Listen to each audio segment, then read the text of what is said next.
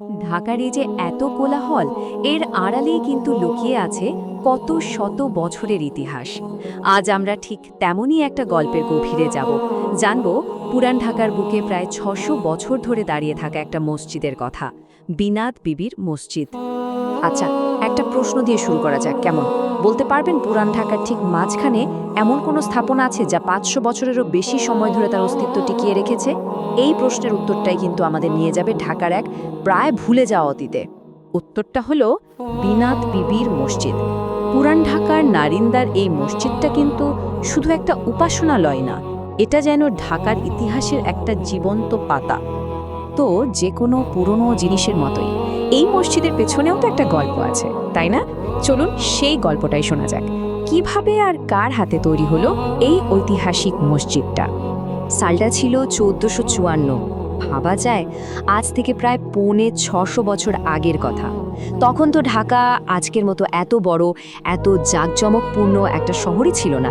ঠিক সেই সময়ে এই মসজিদটা তৈরি হয়েছিল।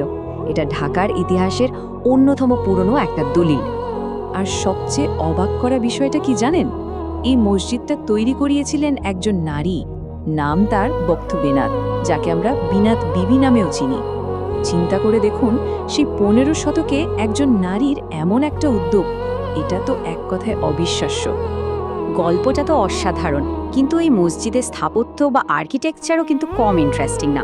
এটা আমাদের সেই সময়ের সুলতানি আমলের স্থাপত্যের কথা মনে করিয়ে দেয়, মানে মুঘলরা আসারও আগের সময়কার কথা বলছি। দেখুন, এর আর্কিটেকচারে কিন্তু সুলতানি আমলের ছাপটা একদম পরিষ্কার। এটা মূলত ইট দিয়ে তৈরি, যা ছিল প্রি মুঘল, মানে মুঘলদের আগের স্টাইল। এর উপরে যে একটা মাত্র গম্বুজ, আর দেয়ালগুলো যে কি পরিমাণ মোটা, এগুলো দেখলেই বোঝা যায় সেই সময় নির্মাণ কৌশল কতটা মজবুত ছিল। মানে সাইজে হয়তো মসজিদটা খুব বড় না, কিন্তু এর ঐতিহাসিক মূল্য যে কতখানি তা তো বোঝাই যাচ্ছে। এর প্রত্যেকটা ইটে যেন কয়েকশো বছরের গল্প লেখা আছে।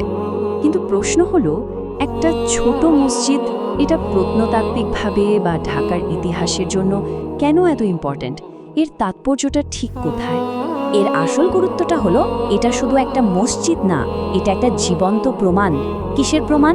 প্রমাণ যে ১৫০০ শতকে, মানে মোগলরা ঢাকার আসারও অনেক আগে, এখানে একটা সুপ্রতিষ্ঠিত মুসলিম সমাজ ছিল, তাদের ধর্মীয় অবকাঠামো ছিল। সহজ কথায় বলতে গেলে বিনা বিবির মসজিদ হলো ঢাকায় টিকে থাকা সবচেয়ে পুরনো ইসলামিক স্থাপনাগুলোর একটা। আমাদের শহরের যে একটা দীর্ঘ ইসলামিক ঐতিহ্য আছে, এটা তারই একটা চলজন্ত সাক্ষী। আচ্ছা, এত তো গেল অতীতের কথা, কিন্তু এতগুলো বছর পেরিয়ে এসে বর্তমানে মসজিদটার অবস্থা কি? এটা কি এখন শুধু একটা ঐতিহাসিক নিদর্শনে পরিণত হয়েছে, নাকি এখনও এর প্রাণ আছে? আর এখানে সবচেয়ে ভালো লাগার বিষয়টা, মসজিদটা কিন্তু শুধু ইতিহাসের পাতায় আটকে নেই, এটাকে সুন্দর করে সংস্কার করা হয়েছে। আর এটা এখনও একটা অ্যাক্টিভ মসজিদ, মানে স্থানীয় মানুষজন এখানে নিয়মিত নামাজ পড়তে আসেন। তার মানে কি দাঁড়ালো? এটা শুধু একটা পুরনো বিল্ডিং না, এটা একটা জীবন্ত ঐতিহ্য, যা ঢাকার অতীতকে বর্তমানের সাথে জুড়ে দিয়েছে। সবকিছু শোনার পর একটা প্রশ্ন কিন্তু থেকেই যায়, তাই না? ঢাকার এই যে অলি গলি, এর বাঁকে বাঁকে এমন আরও কত না বলা ইতিহাস, কত ভুলে যাওয়া গল্প আমাদের জন্য অপেক্ষা করছে।